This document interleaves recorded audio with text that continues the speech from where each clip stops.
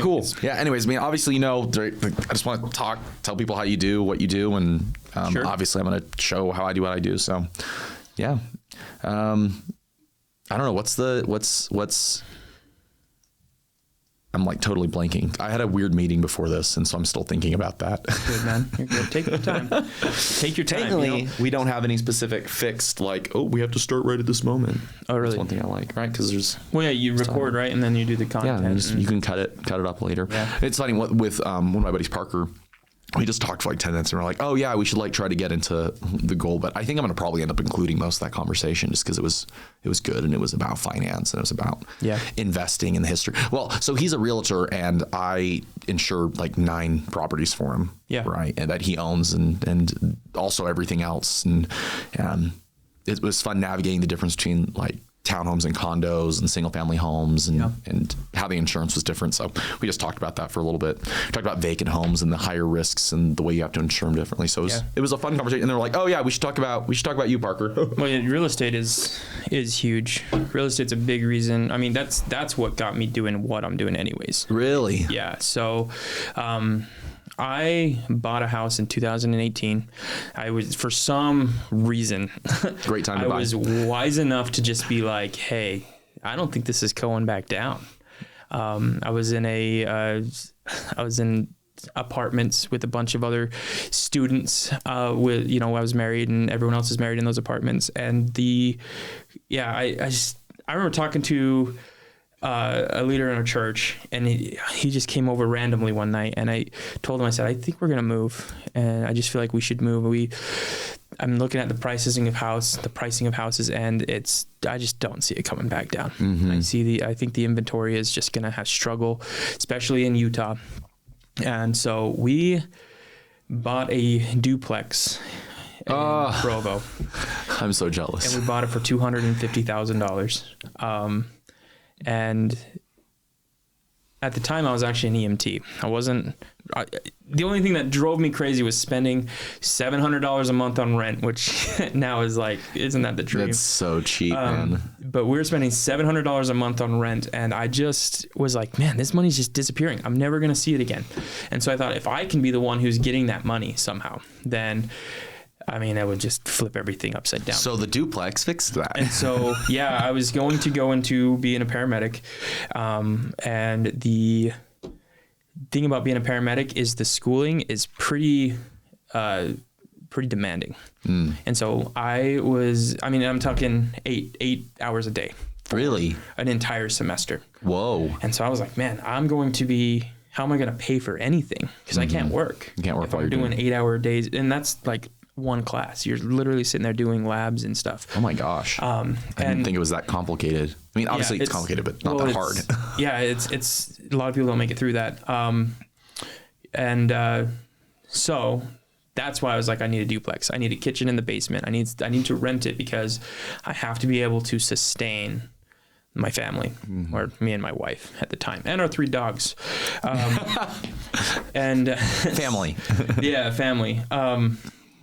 And so we got into that. We bought the house.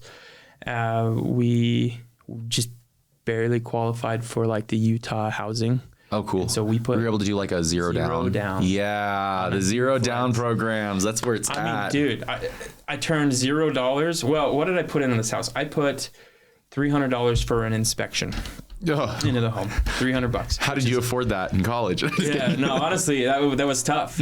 I remember him telling me about earnest money and just being like, what? How the heck am I going to afford $500? And he's like, well, you get it back. I'm like, still it's $500. It's still not in my account. We got the inspection, and the dude he botched it.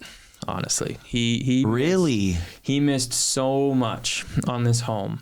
I grew up doing, all sorts of things with my dad, with, remodels in the house, and just, he taught me a lot. My dad was a huge source of knowledge for me growing up. That's awesome. And, and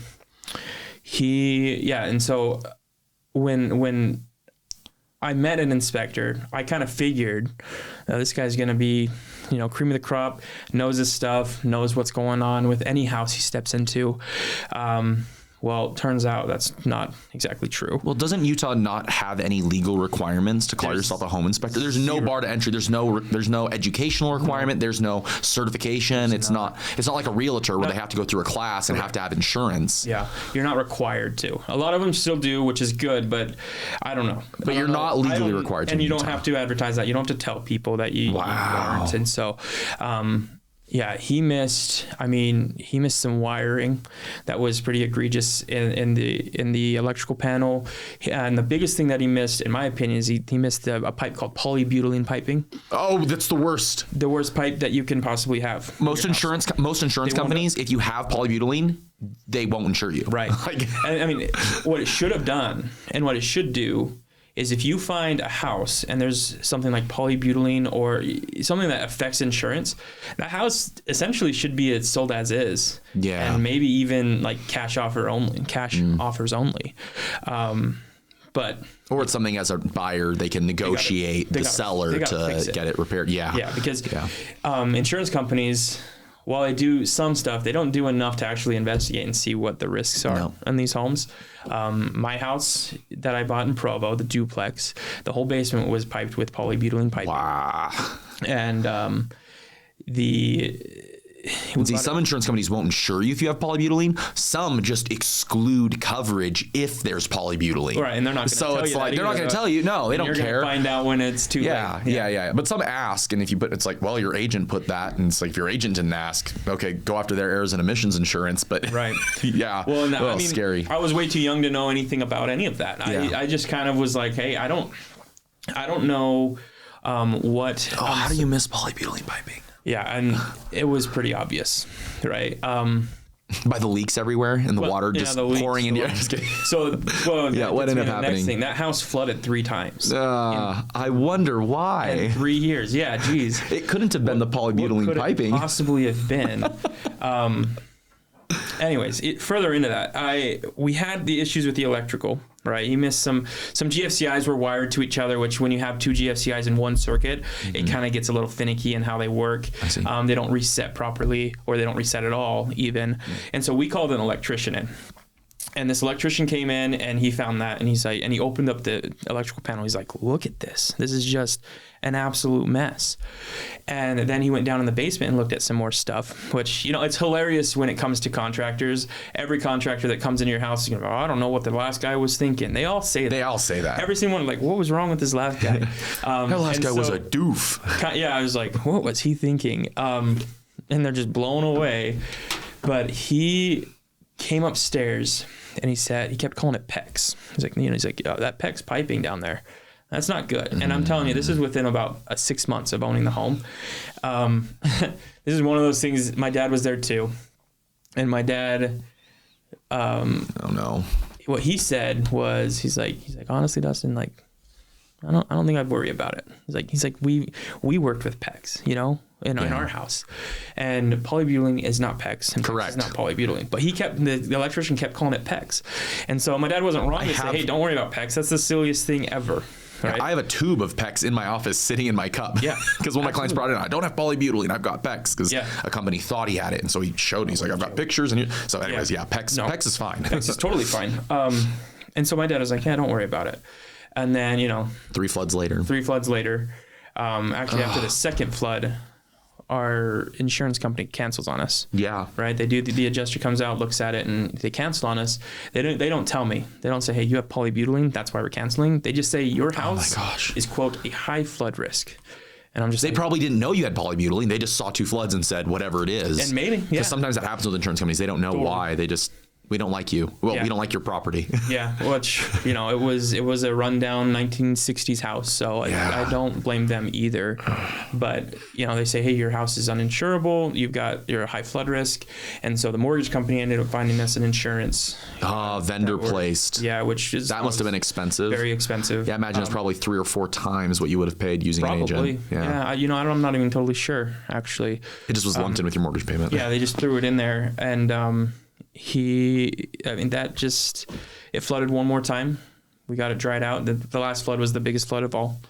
because it ended up actually being a flood starting upstairs and went downstairs. Oh my God. Got a call in the middle of the night from a tenant, just like, Dustin, that sucks. yeah, I mean, just wild and just crazy that we were able to get it taken care of. And it worked out though in the end. So anyways, fast forward to, around 2020, 2021. I'm just like, this house has cost me so much money. I'm constantly worried about it. There's constantly problems going on. It's like, who was this dude who was supposed to protect me from this very thing? And it was a home inspector. Now, at this time, we didn't live in the house anymore. We moved up to Washington State. And in Washington State, you do have to go to school to be a home inspector, right? You do have to get certified, and you have to go through their licensing. They have the national exam that you have to take, and the state has its own exam that you have to take and pass. And my thoughts initially were, hey, if I'm going to keep purchasing investment properties, because that's really what I wanted to do, I need to be more educated. And so I started calling around, and I found a school called American Home Inspector. AHIT, American Home Inspector Training, and they're national. They help you get certified. And I went.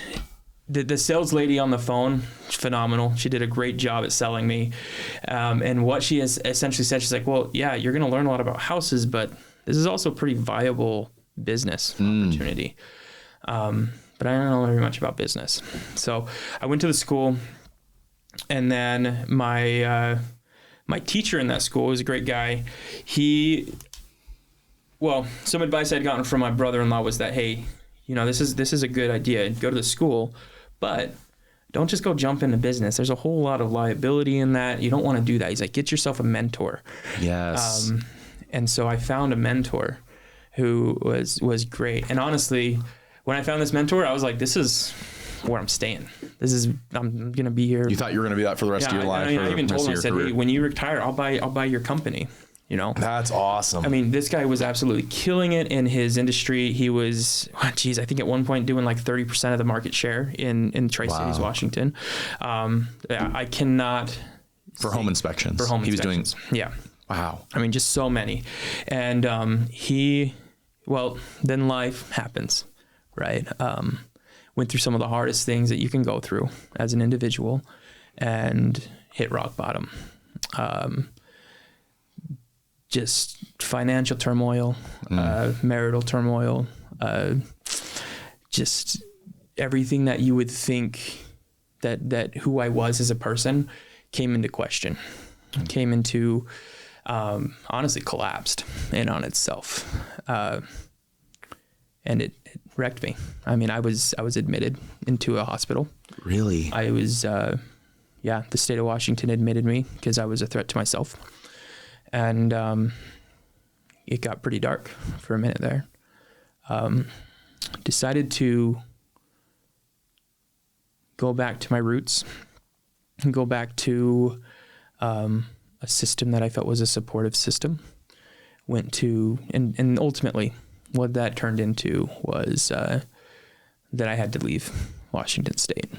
I couldn't be there anymore and be who I needed to be for those who I cared about. And I'm telling you, it was so important that I got out of there, that it was everything that I've built up to this point does not matter. Wow. I need to get out. Yeah. I even told my wife, I'm going to Utah and you can come. I want you there. Like you can come. But that's where I need to be. Wow. And so moved to Utah. Was that just like gut feeling, or was that like, because I know you mentioned you talked to like a religious counselor at one point, or what it was, or was it just, I need to get out and this is a place I know? It was honestly desperately trying to find a solution in Washington. It was during, it was a little after COVID. COVID had kind of that was brutal for everyone. Yeah. But one of the things that happened due to COVID was things like mental health care was just not available. That wasn't enough. And so crap hit the fan June. And I was not able to be seen by a therapist until August. Oh, wow. Get into the therapist, speak with her, and she drops me. Doesn't want to take me on. And so what happens then is you're thrown back in the queue. You're not put at the front of the line. And so oh my gosh. August, attempted suicide and got admitted. And then September, the month of September, I came back to Utah just to kind of get some space. There was no intention of moving at that point. But in Utah, just separate yourself from, just kind of get to where I needed to be. And in Utah, I found, loving parents. And just, good people. Dear friends of mine reached out after years of no contact, and were supportive. And again, they were talking from June to August, being in Washington. Being in Washington and even having people up there who I know and trust, and people who are, family, just we're not there. Yeah. Weren't available. I mean, they had, and then don't get me wrong. I mean, people have their lives. They have to be able to still live their lives. But most people were not willing enough to put that aside and help. Yeah. There was some support. I'm not going to say that it was just completely alone. But ultimately. Yeah, but Utah was nice. But Utah coming back here was different. nice. It was friendships existed here that had been established long ago. Yeah. It's friendships that I honestly hadn't even thought about in years, but reached out. It's awesome. And probably one of the most impactful things that was said to me was on the phone with a friend, and just kind of told him what was going on. Told him about how, I tried, and all he said to me was, he said, "Dustin, I'm just happy you're here." And just broke down like a baby, and just because there's a point where you're just like, that doesn't matter. That's not. Yeah. Nobody does care if I'm here, and even if they do, that's how you feel. This weight is too much to bear. And so that home inspection aspect of it came into play after moving to Utah, right? We in the month of September, just constant friends reaching out, inviting me to come and just spend time with them, being a listening ear, being advisors. My mentor in Washington, Eric, he was consistent in just being there. Yeah. Wow. He was such a good mentor, and someone who just gave me a lot of grace, right? He just recognized, hey, you're going through something. And he wasn't harsh to me. But he was also very healthy about keeping his boundaries. Yeah. Right. It wasn't something where I was like, hey, I was able to, and I would never take advantage of him, but he was still just so graceful about it. And one of the really the first experiences I've had with like true grace, it was somebody just letting me figure my stuff out. Yeah. And so he was great. And then my family in Utah, they all just jumped right in, and not everyone in my family knew what was going on. Right. It was mainly my two older sisters and my parents who knew what was happening in my life at that time. But everyone else knew something was up, right? It's not normal for Dustin to quit and just run, right? I'm not a runner. I'm usually a fighter. I'm a protector. Yeah. And so in Utah, I started trying to get back into it. Do some home inspections, trying to, do what I was good at and what I knew and what I loved. And I looked into some companies, was very surprised to learn that Utah is not one of those states who requires licensing. And I was not impressed with really, I don't know, anyone that I spoke with. And I'll say that later changed. Yeah. As I got into the industry, I did find the good ones. I did find people who are solid, great people, who do good work, right? The majority of the industry is I would say, very good. But yeah, I decided that I would do my own thing. And so in January of 2023, like January 9th, kid you not, opened an LLC. Yeah. Did not know anything about it. I didn't have any capital to put down on it. And just your brain and your knowledge. Just what I knew, right? I had a credit card, I guess. And a few connections. Yeah. And just started, Wow. Started going out and doing what I could. Tried meeting real estate agents because that's how you find. Those are the people who know people who are buying houses.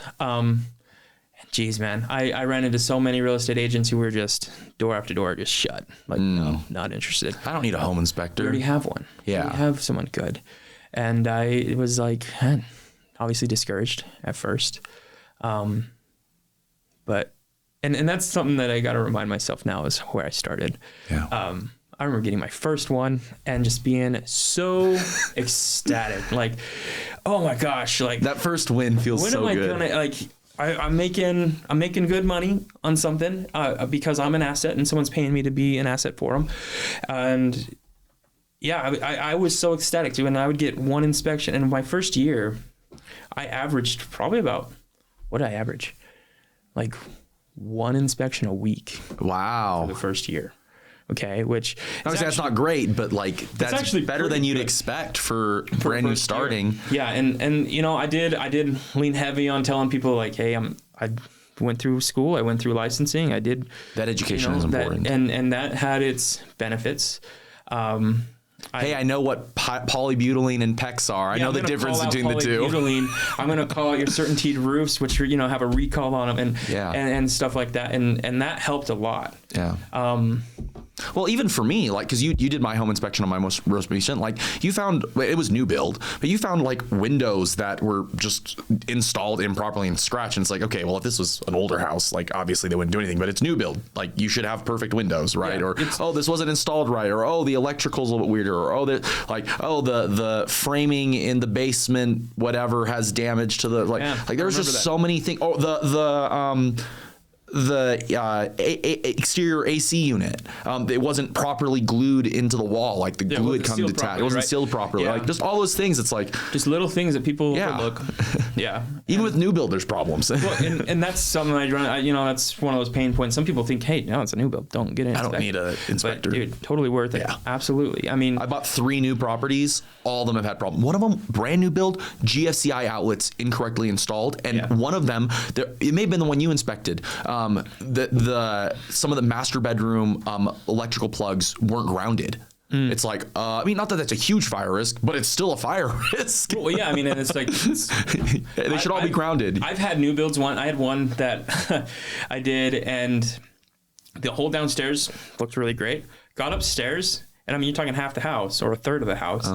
Nothing was grounded. Oh my gosh! Upstairs, I was just thinking, I could not believe it. Or were you telling me about how you found it was new build or was supposed to be new, and the water heater was like 8 years old?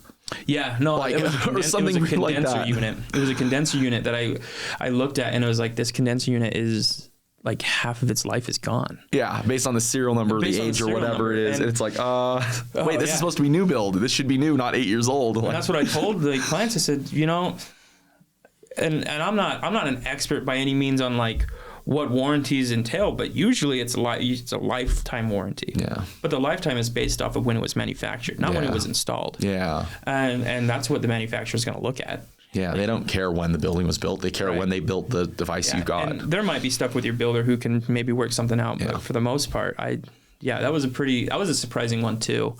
And, you know, sometimes you go in and you get in the attic and like the trusses have been damaged or they, you know, and there's not enough insulation. Oh, well, there's that guy Cy out of Arizona. You see his videos, dude. Like every single new build he's ever inspected has like 3 inches of insulation instead of the 12 or whatever. Well, you know, you have, and that's another thing. In Utah, it's way more important because we have way colder. Well, you're separated by zones in the United States, and in the state of Utah, the standard, generally speaking, is 38, R38. Yeah. But according to the zone, according to national standard, we should actually be at about an R49, and only a handful of builders do that, and that can change, right? Interesting. Park City probably is going to be more likely they're going to do 49. They're 49, yeah. But here's the thing: is that I have a hard time holding builders to a national standard because it's not what they're really required to do. And so that's another thing that I've spent a lot of time doing in the state of Utah is learning what the Utah code is. And I shouldn't say code, right? You're not really supposed to mention code as an inspector if you're talking to anyone who's no idea in the industry.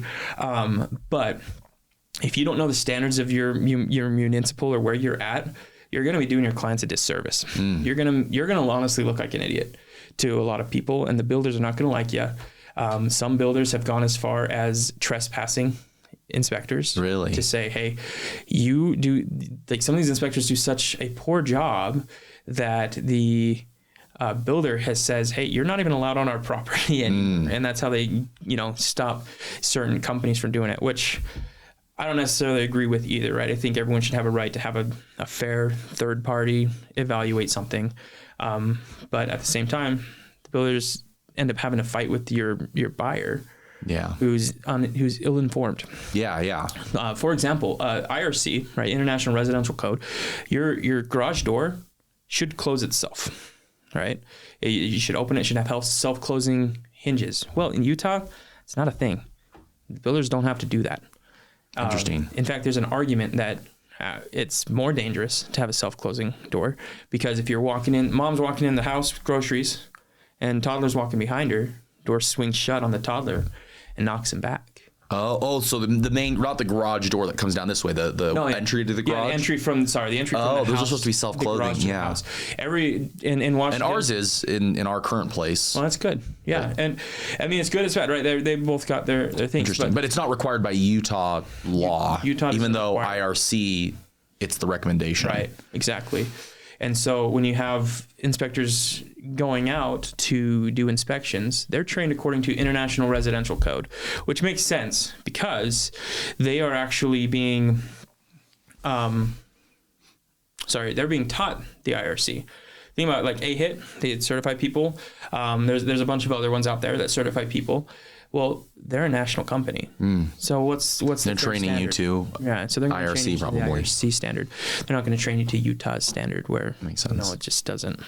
Especially if you're in Washington. Right, and they're definitely not going to train you to Utah standard. Right. And so you've got to give grace, I guess, and all that. Or you can be like, hey, here's the IRC standard, but Utah doesn't require it. So if it's new build, work with your builder. Or just something to be aware, if you wanted to upgrade it, this is probably something you could consider afterwards for these safety reasons, but it's not mandatory or whatever. Well, and we say things like that, right? Like gutters aren't supposed to discharge onto a roof, but they do. In Utah. Especially at my parents' house. Well, and it's allowed in Utah. And so if you're an inspector and you're coming out and you're calling out, oh, your gutter discharges onto your roof. Oh, your man door from the garage to the house is not self-closing. This builder is going to show your client, look, here's the actual rule. I don't have to do that. Yeah. And then that trust between you and your client, I mean, it's going to degrade. Especially if you have a realtor involved too that's been referring you. Well, yeah, there's that too. And most realtors, I think, if they've been around long enough, they understand that as well. Yeah. What I do in my walkthrough with people, if I do see stuff like that, like the garage door one, I actually agree with that. I don't, I think most people are smart enough to shut a door on their own. But the gutter one, I do think gutters should discharge into the next gutter. They shouldn't go onto the roof because you got a whole face of the roof that is now draining different. onto one 1x1 area on a roof. I mean, it's going to cause it wear and tear and way faster, way quicker. Yeah. So like, I agree with that one. So that's one I will say to my client. You point it out and say that it's not legally required, but I don't recommend this or whatever. It's like, don't go barking up this tree. Don't go try and get into to fix this, because they just won't. But if you want to go buy a downspout for $20 and hire a handyman for another $100 to put it on, like, you'll be better off. Yeah. Yeah. And that's the sort of thing that people want, right? They want to know, okay, what's wrong that needs to be fixed? What are good things that should be done, but you don't legally have to, or whatever, and what things are going to improve the lifespan of my home. Exactly. Right? Like, that'd be useful. That's super useful. Now it's like, hey, based on the age, of this, your dryer vents might need to be replaced, or based on this, like, I didn't know that apparently you're supposed to replace your electrical panel like every 35 years, I think. I don't know. They have a life expectancy. Yeah. And I didn't know that. Like, my parents got their electrical panel replaced. The house was built in like 1986 or something like that, or in 87, and they got it replaced in like 2023, right? The thing was like 40 some odd years old or whatever. It's like, wait, this is supposed to be replaced. So yeah, weird things like that, which are useful to know. That's what inspectors are there for. Yeah, well, that's what they should be Good doing. ones. They should be giving your client, or they should be giving the buyer the tools they need to understand how to take care of their home. Yeah. Understand, like, and that's why, you get real estate agents who are worried you're going to call little things that make them mountains out of molehills. Yeah. But it's important that you communicate those things to people, and you say, hey, like windows, you should have your windows sealed with caulk around the edges. And that's your first line of defense. Okay. Your second line is going to be, you have what's called a flange back behind the window that reaches underneath the siding. And so that's the second line of defense. But my opinion is like, well, let's just keep that first line healthy. A bottle of caulk, $10, and a Saturday, and you're keeping water out of your house for long term. Yeah. And so, we do call little things out, and most of the time, we're able to tell people, yeah, this is a small thing, but it'll help you keep things, fresh in this house. Sorry. No, you're good. But yeah. You're good. That's cool. Yeah. Wow. Yeah. Well, and I know you've been doing it solo for a while, but you've recently started training and hiring your own team, right? Yeah. So I have an inspector. I wanted to ask about that. Yeah, absolutely. And it's because you were telling me about it last time. Probably one of the proudest things I've done for myself, is one of the questions on, and I guess I can. People want Dustin so much. There's not enough Dustin to go around. True. And doesn't it feel great to be wanted? Yeah, a little bit, but it's also kind of one of the biggest mistakes you can make, right? Yeah. As a business owner. And that was one of the early on mistakes that I made that I caught wind of pretty quick. And that was that I am becoming the product that I'm selling. And that kind of sucks, to be honest. If it is only you that everyone wants, then you will never have a free day in your life. Yeah. And that's not why I wanted to be. They want the Dustin system, the Dustin excellence. Exactly. Yeah, that's what they get, right?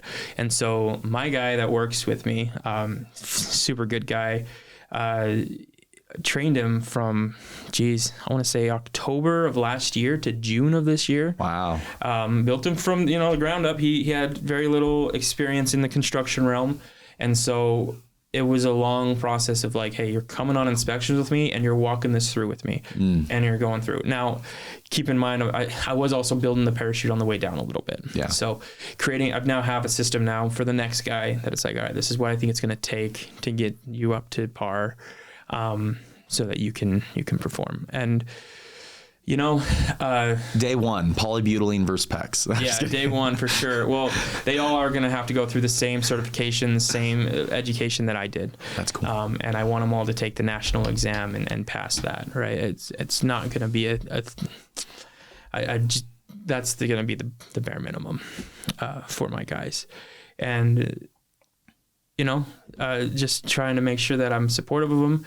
As my inspectors, my guy gets an incredible amount of freedom in his life because he's going with us. He makes a decent cut of the inspections that he does, but he also has complete control over his schedule. So that's nice. If he wants to take Friday off, you can do that. and just put in a schedule. Hey, I'm off Friday, and if he wants to go out and make a couple $100 on one day or another, he leaves his schedule open, and I fill it up with inspections.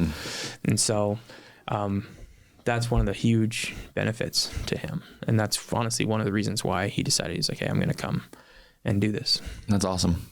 So like that. Yeah. I'm always telling people when they're buying homes, it's like, you need a few people in your court. Like obviously everyone thinks, oh, I need a real estate agent. It's like, oh yeah, but you need a good loan officer. You need a good home inspector. You need a good insurance agent. Like you need a team of people that are supporting you so you don't make a big mistake. Like I've had some friends where they buy a house and the roof rips off 6 months later. And they're like, oh, I thought the roof was in fine condition. Yeah. Well, you could have looked in it closer and seen, oh yeah, this is a 30-year-old roof, or one of my friends there, the water sewage line wasn't fully like attached because it was an old house, and their basement flooded like 4 months after moving in, but it was an as-is sale, so there was no recourse to the previous buyer, and there probably wouldn't have been even if it wasn't, because and it was something like $100,000 of damage, I think, and weirdly, crazy enough, usually, especially when it's water and sewage lines, your insurance company isn't going to get involved. They're like, those are utility lines owned by the utility company. Yes, they're on your property, but you don't legally own them. Weirdly enough, you usually don't.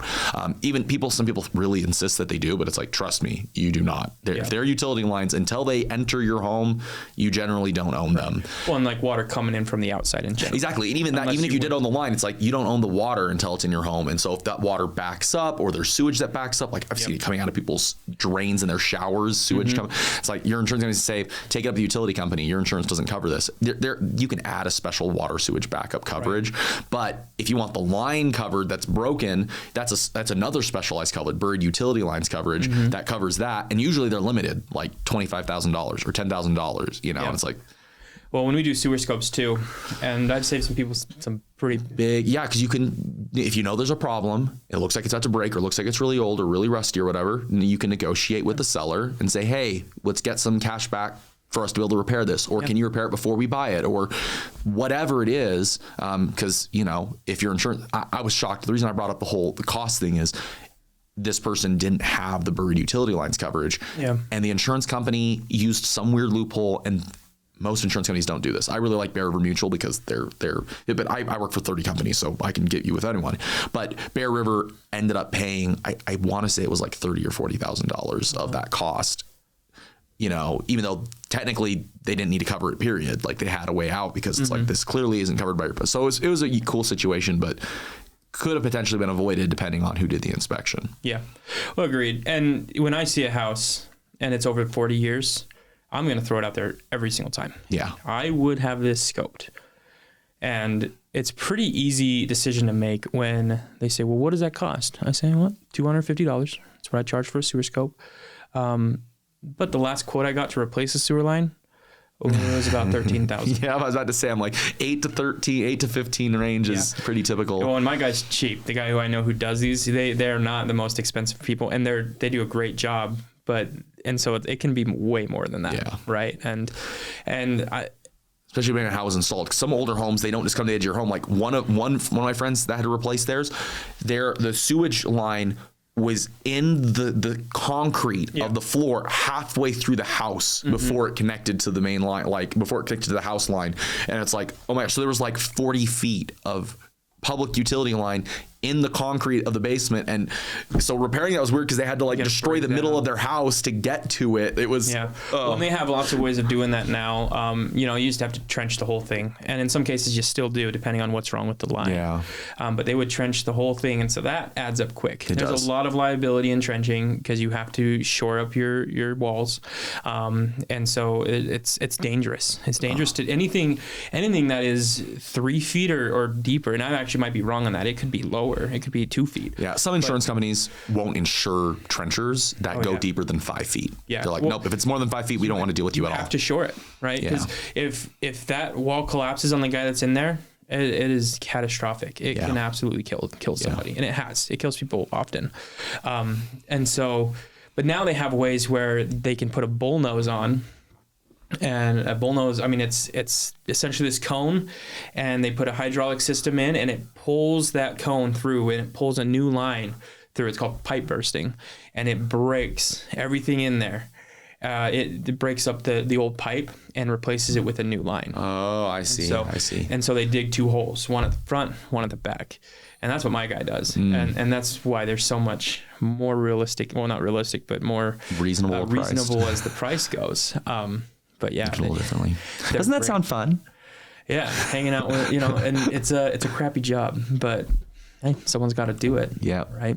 But yeah, I'm always saying, hey, that's check this sewer line out. Cause the thing is it's $15,000 to replace it.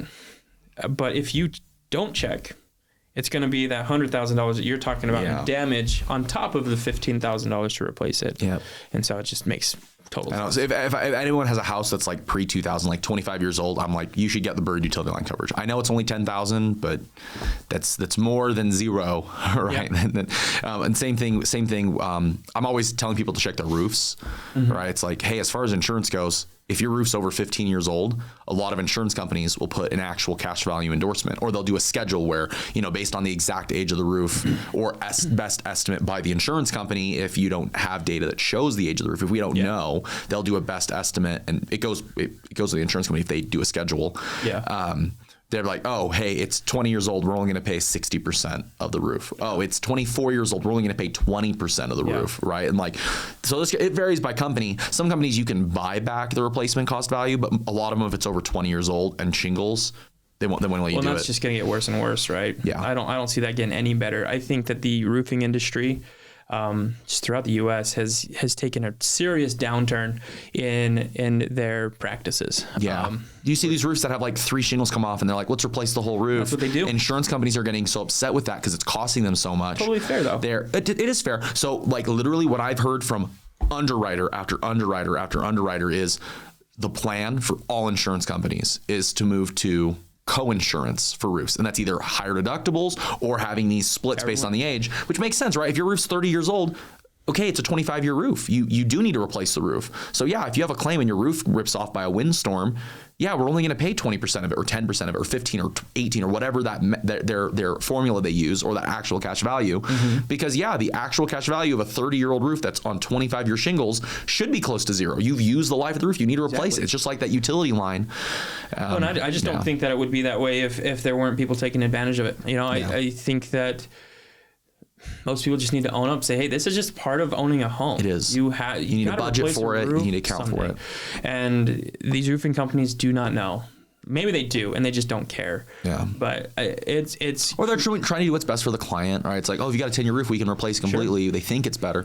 But yeah, I mean, not to diss on roofing companies, but that's the way the insurance market is. So I always tell inspectors I talk to and real estate agents I talk to and whatever, right? Anyone I can, it's like, hey, check the roof age, right? Get the disclose. A lot of people don't disclose the age of their roof when they sell. So it's like, hey, if the client knows they replaced the roof 5 years ago, put that in the seller disclosure, because then we've got some sort of legal way that we can identify the age of the roof. If not, it's going to be best estimate, right? Well, a lot of people don't keep those records. Yeah, and if you have an inspector go up on your roof and they can't tell the exact age. No one can, right? Without having receipts. But if they're saying 1 to 5 years, which a lot of people say that means the roof needs to be replaced. Yeah. The roof needs to be replaced. Let's not mess around with that. I tell people that all the time, it's like, I never try to tell people, hey, this guy, you have to do this or whatever. Yeah. Right. That's not my job. But I would guess the age of a roof before I tell them how much life is on the roof. Yeah. Right. As far as, because insurance companies don't care how much life is left. They care about the age. But honestly, 9 times out of 10, I'm saying this is the original roof on stuff like that, right? This is the original roof. It was manufactured in the house. Our house was built in 2000. You've got a 25-year-old roof. 25-year-old roof, and it shows. Yeah. It almost always shows. Yeah. So. And it's important to know, because for some insurance companies, that is an ineligibility. Like, based on if it's too old, like if it's 25 years old, some insurance companies won't even take you. And if you have a new roof, it's going to make your insurance cheaper, and you're going to get that full replacement cost value. So I always am saying, that's worth knowing, because if you can approach, especially because we're kind of in a buyer's market right now, it's starting to flip where there's more than 90 days of inventory. It's changing, especially as a buyer. It's like, hey, if you've got 8 houses you can buy that are in this price range in this area you want to buy, take the seller that's willing to do something with you to replace the roof, or willing to do some sort of cash. Or there's even loans where you can lump that into the loan where they're not losing money out of pocket, right? Yeah. They might be taking a small commit hit, but it's not as correct because it's rolled into the loan. Maybe you roll it into your loan and you can do it on the loan side to get the roof replaced. Maybe you can do it as a buyer or a seller concession. There's a lot of ways to do it, and it's going to make your insurance cheaper, and it's going to make you less likely to have a claim. Because if you have 2 insurance claims in a short period of time, like you did, right? You got dropped.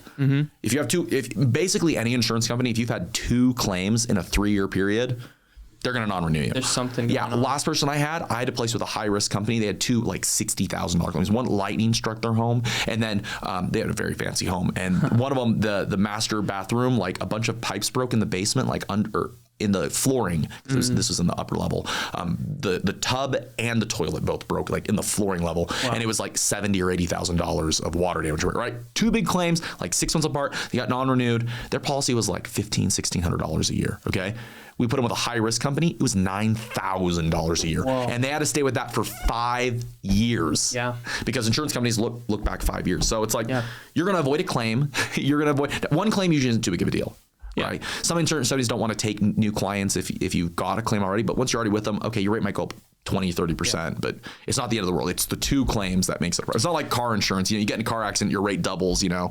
I'm kind of curious then. I'm curious about because I've heard that, hey, even if you don't necessarily make a claim, but you try to make a claim, that it dings you. Yes. So it depends on the insurance carrier, and that's why I'm always cautious, because people are like, oh, well, should I check? It's like, it depends on who you're with, right? Like I have some companies, like Bear River, for example, if they pay out $0, they as a general rule don't care. They have cared once in the past. I had a client that did have 2 claims. They were like almost 3 years apart, and when they were making the decision if they were going to let them renew or non-renew, they looked back and they saw 2 other 0 payouts that had been inquired on. So it became, we're considering this for this because of these 2 claims. But it's like, 1 claim and 2 inquiries, not a big deal. But it's like your insurance company is not your cash cow. Exactly. Right? It was a borderline thing, and that was the swing factor that led them to be non-renewed. And it's fair. When you're talking thousands of dollars, the way that insurance companies are paying out, I mean, how if it was roles were reversed, right? Yeah. I don't know, say you got a crazy cousin who's coming and borrowing money from me all the time, you're eventually going to be like, this is kind of, I'm not giving money to you. Yeah. Why don't you use this money to do something? So. Or realize as a homeowner, you have certain responsibilities to take care of your home, like replacing the siding. My parents just replaced their siding. When your toilets get old, you should be getting your pipes checked. You should be checking your furnace, right? You should be changing your furnace filter. Some people don't change their furnace filters, and they're like, right. So there's my wife is religious about changing our furnace. Good. She's got them on like auto order, or I think she may have turned off recently because it was cheaper to buy them in bulk at Costco. And she changed. And our guy that came and did a check, I can't remember what he was checking for. What were we doing? We did something where this guy came and checked our furnace. We were installing, maybe it was when we installed our water heater or our water softener. And he's like, oh, let's check this really quick. And he's like, oh, it's obviously new build, so it's fine. But he was telling us about a certain kind of thing that we should use that would, because my wife does like the high PPMs, whatever. And she's like, oh, that's going to cause too much force and can wear out your system quicker. Use this one. It's a little bit lighter, but you don't want to do this because it's too light. Doesn't actually filter well. Anyways, it was a whole thing. No, I understand. But she replaces the filter like every 30 days. Like it's crazy. Yeah. Well, I mean, you're putting something essentially over the lungs of your house, right? Yeah. And it's helping to keep dirty things out of those lungs. But at one point or another, if it's too clogged up, now you're overworking and you're going to burn it out super fast. So, yeah. And I see that all the time. Man, I can't tell you how many times I open up that furnace filter and it's just like, it's dirty. Sometimes it's like, dude, do I even need to check anymore? Like, just get it repaired. And I tell my clients too, even when I find a clean filter, I tell my clients, hey, you probably got 30 days to close. Right? Yeah. Most likely. You're going to need to change it. Just change it. Change it when you first move in. And get your ducts cleaned. Especially if you're in new construction. New construction. Dude, when we were in Saratoga, we had to change, because there was new construction going on after ours closed. Like 5 more buildings went up, and then a whole other community. I mean, everyone that lives in Saratoga and Eagle Mountain knows how much construction there is even now, 5 years later. Yeah. We were changing it like every single month, and there'd be just caked on dust and sawdust. And Well, and if you're dealing with the The 1-inch filters, monthly at least. And then if you have pets, I mean, that goes up. Even more. Yeah. Yeah. Oh, I have to clear the 2 air intakes in our house because we've got a cat with long hair. Yeah. 19-year-old Mischief. I've met We your love cat. her. I like take a rag and I'll get like a whole hairball off of each filter monthly. Like it's crazy. I probably should do it more. I probably don't do it monthly. My wife would contend that, but I do it frequently. I try to do it. Got it in my calendar. Kimberly, he does it monthly. Yeah. We know he does. Thanks for being in my corner, Dustin. See, even Dustin knows I clean off the air intakes. Yeah, part of that monthly maintenance. But yeah, sorry, back to you. I kind of am jumping around here. Totally but your question about home insurance, right? There are some insurance companies that will count it against you. The same goes for auto insurance. Like some companies will rate a $0 claim inquiry. And the reason why is for some of them, they'll mark it as an adjusting cost. So sometimes they've got contractors that do the adjusting for them, or right, they have a way that they manage their hours. And if they spent an hour reviewing the case and making a quick phone call to whoever or to you or the agent or whatever just to talk about it, they're going to bill that. They're going to say, hey, we've got 1.6 billable hours. This is an $85 or $165 whatever claims. Even though it's a $0 payout, they had a claims adjusting cost. They report that to the Clue database. And I've had to actually pull in as a claim with a payout, and then we have to get a letter from the insurance company showing, no, we had a claims adjustment cost, but it was a $0 payout for switching carriers. Like, and that's more common when someone's moving in from out of state that I see something like that if they had a claim inquiry. But so yes, it can make a difference. Sometimes in being renewed or not. Yeah. So it's weird. And not to beat a dead horse, but that is one of my biggest issues with just why we're making claims on roofs when it's like, this is just not what we should be doing. Yeah. And the insurance companies, they're going to change policy. It's going to get more expensive. Like you said, they're probably going to say, hey, we're just doing a whole other coverage now. If you want your roof covered, you got to pay more. Yeah. And that's going to hurt the roofing company. You know what I mean? Like they're ultimately hurting themselves in the long run. Yeah. Because now it's not going to be, hey, hand over fist money just coming in. And it's crazy that some of them start and within a year they're multi-million-dollar companies. Yeah. Right. Like it's sales tactics. But anyways, which is fine. If you're doing it good. If you're doing it bad. Yeah. And big companies have. Yeah. Like that August hailstorms last year. Yeah. Biggest home insurance claim event in the history of the state of Utah. For sure. And there were people that I'm like, you probably didn't need a new roof. Well, and do you think that was the biggest hailstorm we've had? No. Not even close. No. But some of the homes like legitimately need it. Like some of these people, the siding on their home had like thick, big pellets. Some of them, it had broken through vinyl siding. There was like cracks in the siding. And some people, their roofs were so dented and pelted up that there were upturned shingles. And some people had leaks because it had actually like bent. Like it was so much velocity. Because some of those places out in Saratoga and Eagle Mountain, they even had like 60 mile an hour winds with the hailstorm, and that together caused. So some people obviously needed it, but I don't think it needed to be that big of an event. As big as it was, it has caused a very rapid change. And I remember that, and I network with a couple of roofers, and I remember them saying, "Hey, hail damage. Yep.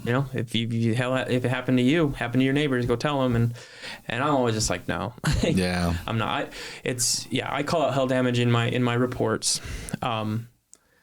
But I try to veer away from saying anything about, hey, go make a claim or anything like that. Because sometimes I just don't think it's fair. And that's why it's important to have an agent that knows or that's in the know or willing to walk you through that and say, obviously you can do that. I just want you to be aware of the potential consequences, right? I'm the same way. I don't want people to say, oh, Jacob says don't make a claim. I want to tell them, here are potential ramifications of filing a claim. And what's nice as a broker, I represent you to the insurance company. Some captive agencies, their agreement is they represent the insurance company to you. So if they tell you, sometimes they're obligated to put a note in like in certain ways to report it to your insurance carrier, and it can come back to bite you. That's not very common. It's just a theoretical, which I have one example of it that actually happened. They're like, I only called my agent. Well, what company were you with? That's a captive company. They might require something. I don't know. Maybe, because that one was, they were moving from Pennsylvania here. And like maybe there's different rules. I obviously don't know all insurance rules. But it pulled in and it impacted it and it made the insurance more expensive, even though it was $0. And even though they never talked to a claim adjuster. So you just have to be careful and know that you've got someone in your corner. And There are some insurance companies that if it was a different address, even if it was tied to you, they don't rate for it. So that's another thing to be aware of is, some insurance companies will only look at that property. They might see that's not as common, and usually they're more expensive to begin with. Well, and I would think so, right? I mean, because if individuals are making claims and they are just, there's no bearing or there's no weight to these claims. Yeah. If you move. That's a high risk, right? I mean, again, we're talking thousands of dollars, we're not talking hundreds, that these people are some people are trying to utilize. And if it's a fair claim, it's a fair claim. But if I owned an insurance company, I don't defend insurance companies. I just want to educate you. Yeah, I would be like, hey, that's like, you made so many claims on your last house. Now you're in a new house. It's like, maybe you're not taking care of this place. Yeah, exactly. That's probably what it is. And so you become a liability. Yeah. Exactly. That's yeah. Well, perfect. I want to start wrapping up. I know we only have so much time with you. But this has been awesome. This has been great. I'm really grateful that you took time out of your day, drove all the way down here, came to this wonderful studio. I love this place. They're giving just so much raw value to the listeners. Like knowing about all these things, obviously demonstrating your expertise. And it's also nice to know that you have licensing or training at least. I went through that process. Yeah. You know more than a lot of people are going to know, and the experience. And thank you so much for being raw about your life and that. I mean, I didn't mention at the moment, but I went through something similar about 7 years ago where I had an event where I was considering suicide as well. And I'll talk about that on a solo podcast at one of these times, but it's real, and it's good to have friends and good to have people that are in your corner, whether it's buying a house or whether it's maintaining your house, whether it's just having something fun to do on a Friday night. Having good people in your life, connections are the most valuable things. So, if someone's listening to this and they're like, wow, Dustin's awesome, how can I get him to come and inspect my house? How can people find you? Well, you can find me on Facebook, right? You can find Duchamp Home Inspections on Facebook. Duchamp Home Inspections. Home Inspections, yes, sir. On Instagram, obviously I'm on Google. Just search us up and give me a call.